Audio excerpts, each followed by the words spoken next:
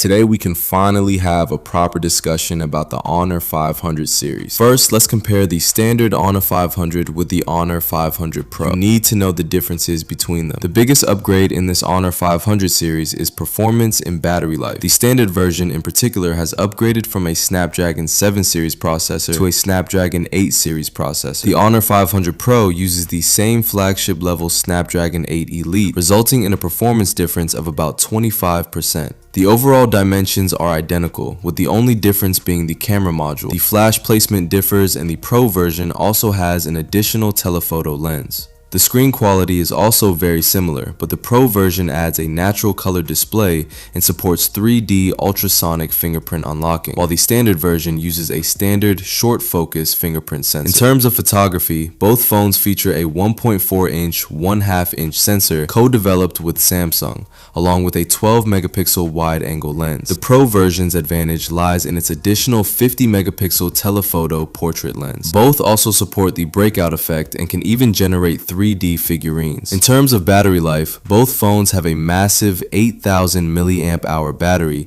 and support 80-watt wireless fast charging, with the Pro version adding 50-watt wireless charging. In terms of battery life, both phones' 8,000 milliamp hour batteries are unmatched in their price range. Furthermore, in terms of communication, the Pro version has an additional self-developed video enhancement chip to improve signal strength compared to the standard version. Overall, the difference between the Pro and standard versions is quite significant. After 15 days, I finally tested the ultimate battery life of this Honor 500 phone. Here's an appetizer. This is the state after 8 hours of use. The video still plays normally and the battery consumption is only 39%.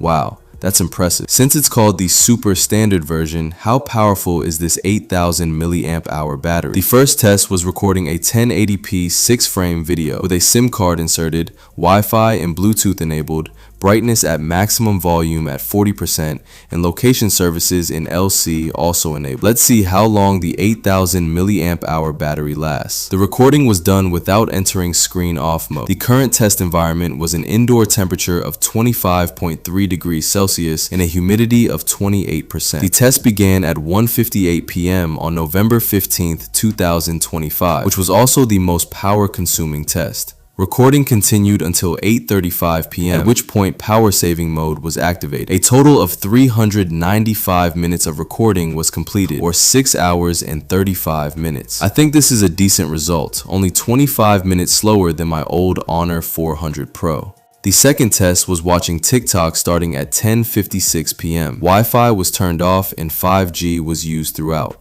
Brightness was set to automatic, volume to around 35, and everything else remained the same. Douyin playback was set to HD mode and automatic continuous playback was enabled. This test continued. At 9:33 a.m. the next morning, 40% battery remained after 11 hours, representing 60% battery consumption. The test continued at 2:56 p.m. After 16 hours, 6% battery remained. Roughly speaking, it would take about 17 hours to completely drain the battery. The third test was watching TV dramas. The ambient brightness was set to 50%, volume to 30, and Wi-Fi was on. The chosen program was Journey to the West. The test began at 00:23 on November 17th and lasted until dawn. At 7:55 a.m., after 7.5 hours, 53% battery remained. It should last about 16 hours, a decent result. The fourth test was listening to music. The temperature was 25 degrees Celsius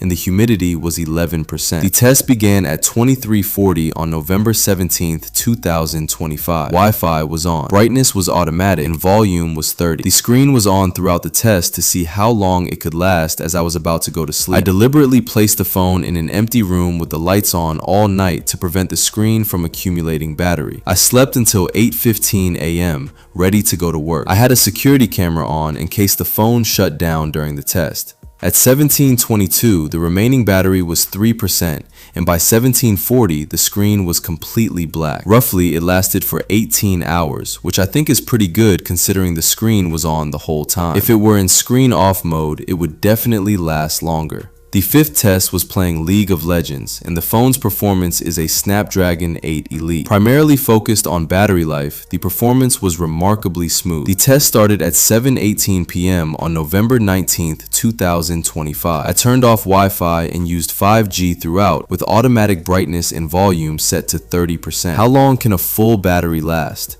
I also enabled game mode with a frame rate of 90%. At 8:21 p.m., after 1 hour, the battery was at 93% down 7%. Being fully charged is definitely the most power efficient state. Continuing to play at 9:22 p.m., the battery was at 80%.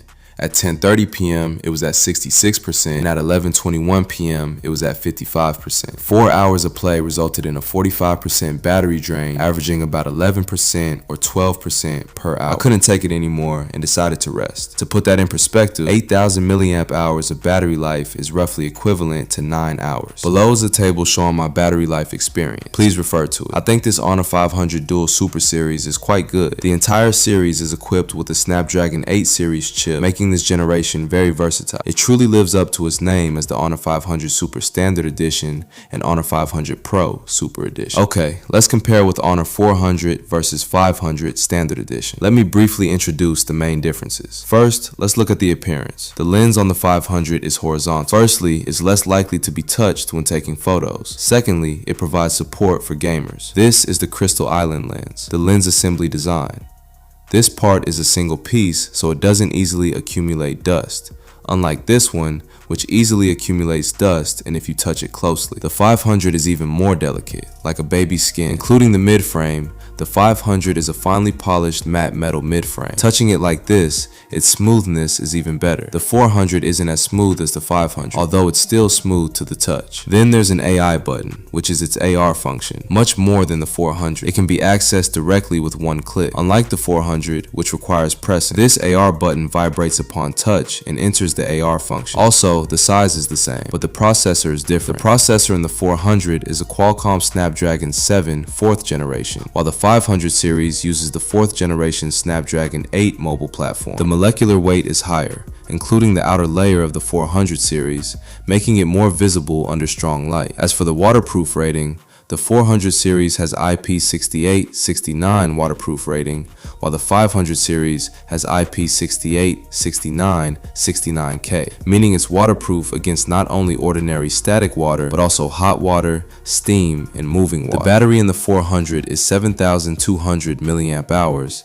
and the 500 series is 8,000 milliamp hours. This one has an 8,000 milliamp hour battery, this one has a 7,200 milliamp hour battery, and the 800 milliamp hour battery is even bigger. The 8,000 milliamp hour battery also has a 27 watt reverse charging capability, so it can charge other phones via wired connection. And then there are the details, like photography. In terms of pixels, the 500 has AI-powered free capture capabilities, including live photos. The 400 can't beautify or remove passerby from live photos, but the 500 can. It also has beauty filters and background blur effects, and it can convert videos into live photos. Now, looks on colors. Beginning with the Honor 500 blue one looks great. Next, the pink one, a must-have for guys. Then the silver one, absolutely stunning. And the classic black one is definitely a classic. Okay, now for the Pro version. Is the same as the standard version. Next, the silver one. Silver definitely looks better. And another one in a cool pink. Classic black. Okay, that's all the color options. Which one do you like best? Comments in below. So here is Honor 400 versus Honor 500 color comparison you can check.